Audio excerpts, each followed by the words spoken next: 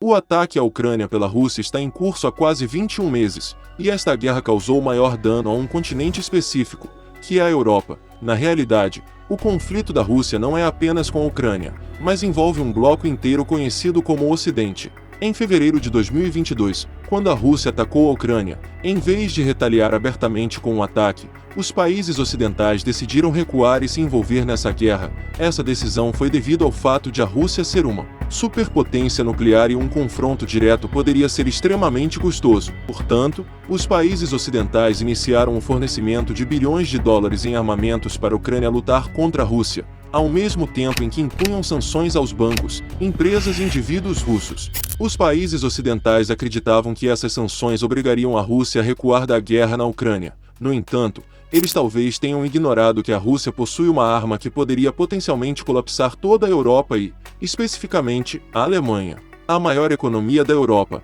e essa arma são os gasodutos.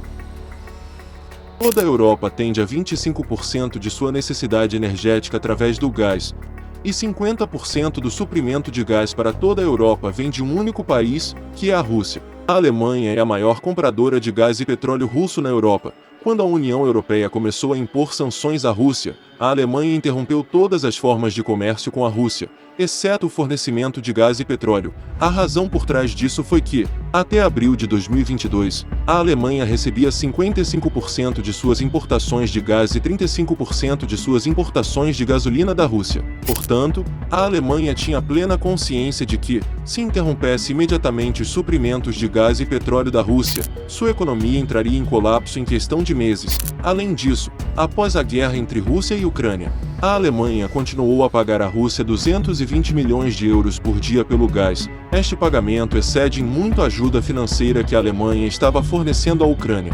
Assim, se observarmos dessa forma, a Alemanha estava financiando indiretamente a Rússia contra a Ucrânia no conflito. No entanto, por que a quarta maior economia do mundo é tão fortemente dependente da Rússia para atender às suas necessidades energéticas?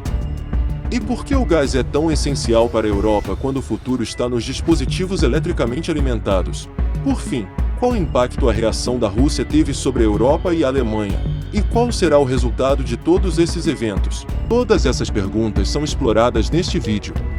Na verdade, a Alemanha não possui uma abundância de recursos energéticos. Nem a Alemanha recebe luz solar suficiente para instalar usinas solares, nem possui ventos fortes o suficiente para usinas eólicas. A Alemanha depende de um único recurso, que é o carvão. A Alemanha possui as 7ª maiores reservas de carvão do mundo, e, atualmente, 30% da eletricidade da Alemanha é gerada a partir do carvão. Devido ao carvão, a Alemanha progrediu após a Segunda Guerra Mundial e começou sua jornada de industrialização. Durante a década de 1950, a Alemanha estava experimentando uma recuperação econômica significativa. Naquela época, o mundo inteiro estava enfrentando uma grande crise alimentar. Na realidade, a população mundial estava aumentando continuamente, e devido ao cultivo repetitivo, a terra tornou-se tão infértil que parecia difícil superar a escassez de alimentos sem a intervenção da ciência. Naquele momento, previsões estavam sendo feitas de que, se essa questão não fosse resolvida, mais da metade do mundo morreria de fome nos próximos 30 anos. Durante esse período, para resolver a escassez de alimentos, o cientista alemão Fritz Haber descobriu a amônia, um composto que poderia ser usado para fazer fertilizantes para aumentar a produção agrícola. Através do uso desse fertilizante, os agricultores conseguiram produzir 4 vezes mais alimentos na mesma terra antiga em comparação com anos anteriores, levando a um rápido aumento quadruplicado na população mundial em apenas alguns anos. Estamos preparando um vídeo sobre Fritz Haber, porque sua história é verdadeiramente notável. Porque Fritz Haber não apenas salvou milhões de vidas ao criar esse fertilizante, mas também criou algo mais que tirou a vida de milhares. Você poderá assistir a este vídeo em breve neste canal. Agora, voltando ao assunto, naquela época, a Alemanha era a maior produtora de amônia, e a produção desse fertilizante exigia gás natural. Da mesma forma, naquele período, a indústria siderúrgica da Alemanha também era dominante em todo o mundo. No entanto, para aumentar a produção dessas duas coisas, a Alemanha precisava de mais recursos energéticos. Durante esse tempo, em 1953, foram descobertas reservas significativas de gás natural na Sibéria.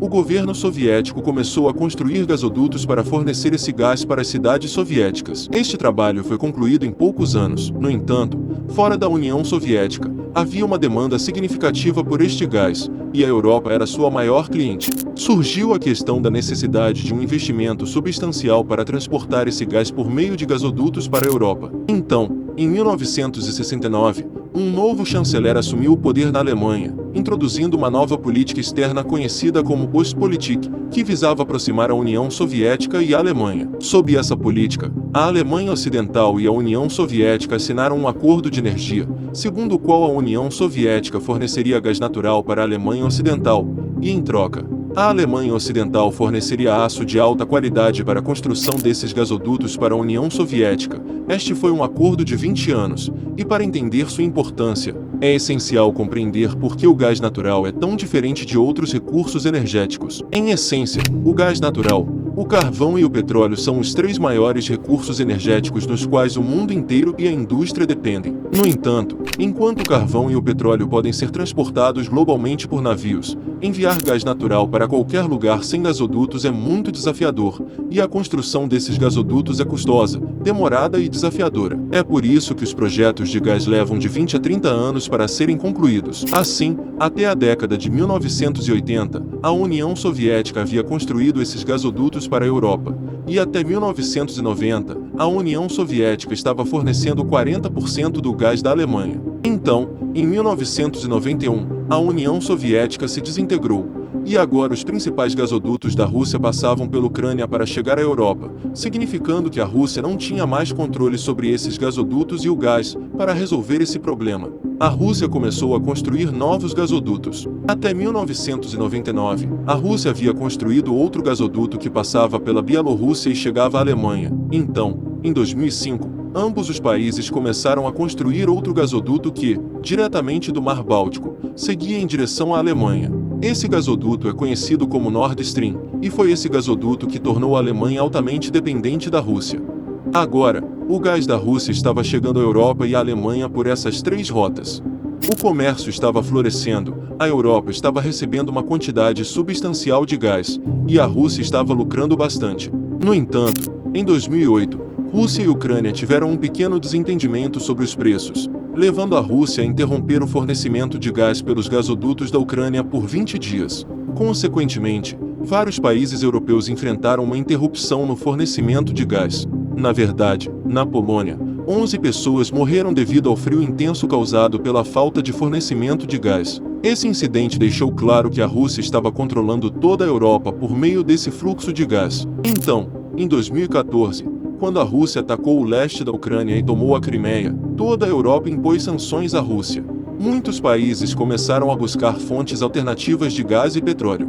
No entanto, a Alemanha continuou a comprar gás da Rússia e até aumentou suas compras de gás. Esse ciclo continuou até que, finalmente, em setembro de 2022, a Rússia fechou todos os gasodutos que forneciam gás para a Alemanha e a Europa. Como resultado, a Alemanha enfrentou uma escassez de gás, fazendo com que os preços de energia disparassem. Basicamente, quando os preços de energia sobem, os preços de tudo mais também sobem. Atualmente, a inflação na Alemanha está no seu nível mais alto dos últimos 50 anos. As pessoas foram para as ruas exigindo que a Alemanha permaneça neutra na guerra entre Rússia e Ucrânia, porque o maior preço dessa guerra na Europa está caindo apenas sobre a Alemanha. Agora, você pode estar se perguntando por que a Alemanha é tão dependente da Rússia e se há alguma alternativa disponível para a Alemanha? Se falarmos sobre as reservas de carvão da Alemanha, o problema aqui é que o carvão é a fonte de energia mais poluente entre todos os combustíveis fósseis. Portanto, sob pressão de todo o mundo em 2019,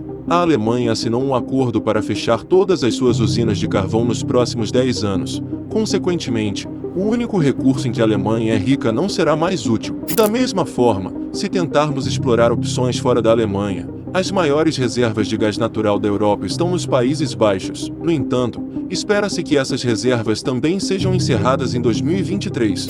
A razão é a perfuração contínua para extração de gás, causando a redução da camada superficial deste campo de gás. Consequentemente, terremotos de baixa intensidade começaram a ocorrer nesta área, causando grande temor na comunidade local. Para resolver este problema, o governo holandês decidiu em 2014 cessar completamente a extração deste campo de gás até 2028. Portanto, as maiores reservas de gás da Europa também não serão mais úteis em alguns anos. Além disso, O gás natural também chega à Europa da Argélia e da Líbia, mas é direcionado apenas para a Itália e a Espanha. A última opção restante para a Alemanha é o GNL, também conhecido como gás natural liquefeito. O GNL é um tipo de gás que, quando resfriado e convertido em forma líquida, pode ser transportado para qualquer lugar do mundo por meio de navios-tanque. No entanto, o problema é que requer terminais especializados, que são caros de instalar. Por exemplo, se a Alemanha planeja importar gás do Catar, o gás será caro e a construção desses terminais levará pelo menos 5 anos. Portanto, a curto prazo, a Alemanha não tem outra alternativa e está em uma situação difícil. Agora, se olharmos para a Rússia, por outro lado, ela também sofreu muito com o fechamento deste gasoduto. Os bilhões de dólares que vinham da Europa, especialmente da Alemanha, pararam completamente. Agora, suas únicas alternativas na Europa são Índia e China. No entanto, ambos esses países estão negociando acordos de gás com a Rússia pela metade do preço que estavam dando para a Europa, e levará algum tempo para estender os gasodutos para esses países também. Da mesma forma, a longo prazo, essa crise pode se tornar mais severa para a Rússia porque a Europa está rapidamente trabalhando em fontes de energia alternativas. À medida que a Europa se desloca para fontes de energia alternativas, a influência da Rússia sobre a Europa diminui. O plano que a Rússia tinha, pretendendo pressionar a Europa e acabar com seu apoio à Ucrânia desta forma, agora está começando a dar errado. Por outro lado, há um debate significativo acontecendo na Europa sobre o papel dos Estados Unidos, de acordo com vários think tanks europeus. Os Estados Unidos têm usado a Europa como um proxy nos últimos 100 anos para cumprir seus próprios interesses na Ásia e no Oriente Médio. A Europa tem suportado o peso disso, seja nas guerras mundiais, na guerra ao terror ou na recente guerra Rússia-Ucrânia. Os Estados Unidos estão tão longe do resto do mundo que seu exército ainda não chegou a qualquer guerra. No entanto, com a Coreia do Norte desenvolvendo mísseis, até mesmo a América está se tornando completamente vulnerável. Estamos produzindo um vídeo sobre esse tópico que você poderá assistir neste canal em breve. Portanto, os Estados Unidos sempre permanecem seguros em todos esses cenários, e mesmo no caso de uma guerra econômica, têm suas reservas de gás natural e petróleo, razão pela qual permanecem pacíficos enquanto a Europa suporta o ônus de suas decisões. Por fim, se chegarmos à situação mais recente da guerra Rússia-Ucrânia, atualmente, a Rússia não conseguiu executar seu plano 100% e enfrentou falhas em vários frontes. Isso é muito perigoso para todos nós. Porque Putin não pode se dar ao luxo de perder de forma alguma na guerra da Ucrânia. Se a Ucrânia perder na guerra, ele será removido da presidência.